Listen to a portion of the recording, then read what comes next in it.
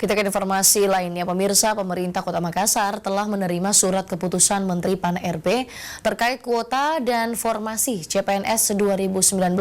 Dalam penerimaan CPNS kali ini, pemirsa, Makassar kebagian kuota 526 formasi.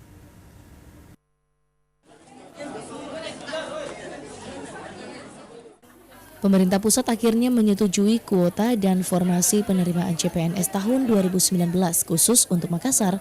Pemkot mendapat jatah 520 kuota.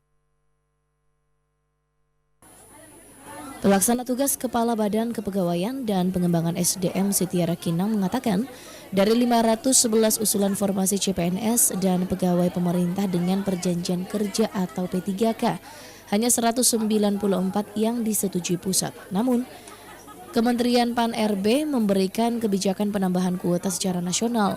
Dalam kebijakan nasional itu, Pemkot Makassar mendapat tambahan kuota sebanyak 332 formasi. Dengan demikian, total kuota yang diberikan pusat ke Makassar sebanyak 526 formasi. Kuota tersebut didominasi formasi tenaga kependidikan sebanyak 397 posisi. Disusul tenaga teknis sebanyak 93 posisi dan tenaga kesehatan sebanyak 36 posisi. Jadi alhamdulillah ya, pemerintah Kota Makassar mendapatkan kuota sebanyak 526 ya. Yang sebenarnya kita usulkan kemarin itu 511 ini, jadi ada 526 itu ada dua lampiran ya dari keputusan Kemenpan. Itu pertama yang diusulkan itu 511 itu cuma dipenuhi 192. Tetapi Menpan sendiri memberikan keputusan secara nasional untuk semua daerah. Makassar mendapatkan 332 dari keputusan Menpan itu, yang berdasar keputusan Menpan.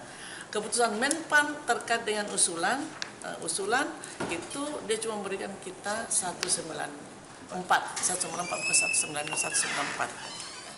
Sitiara Kinang menambahkan, dalam surat keputusan penerimaan tersebut, Kementerian Pendayagunaan Aparatur Negara dan Reformasi Birokrasi hanya menyetujui kuota CPNS saja, sementara formasi P3K yang diusulkan Pemkot belum disetujui.